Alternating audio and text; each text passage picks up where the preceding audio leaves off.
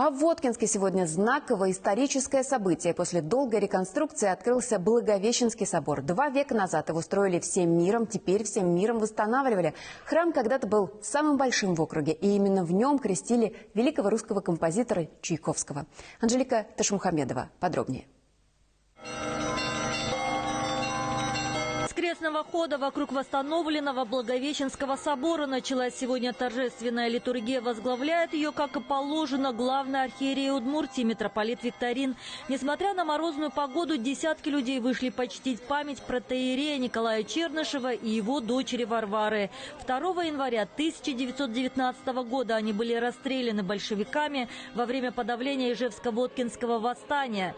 5 лет назад их причислили к лику святых. Сегодня раки с мощами перенесли из Нижнего храма в Верхний и установили у главного алтаря. 105 лет сегодня исполняется этому подвигу, не расстрелу, не смерти, а великому подвигу и великому восшествию на небеса этой семьи. Собор Благовещения Пресвятой Богородицы построили почти 200 лет назад. Именно здесь крестили великого русского композитора Петра Ильича Чайковского, который родился в маленьком уездном городе, где его отец служил начальником Камско-Воткинского завода. Церковная метрическая книга с записью сейчас хранится в архивах. В 1929 году собор закрыли и под куполами организовали Народный театр.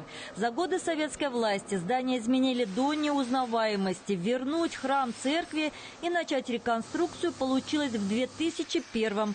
Реставрация затянулась на целых 23 года. Помогала вся республика. И снова, как 2 века назад, на средства простых горожан и предпринимателей восстановили фасад культового объекта, отреставрировали колокольню и провели масштабные внутренние работы. Год назад. А там что, полов еще не было. Доски были тут, керамзит. У нас есть на бра такая табличка с нашими фамилиями. Морозовы, Подшиваловы. Великолепие, такое блаженство. Это очень красивый храм будет. 2 века назад Благовещенский собор считался самым большим храмом Вятской губернии. Он вмещает в своих стенах несколько сотен прихожан. На днях здесь установили иконостас и алтарную. Впереди внутреннее облачение стен.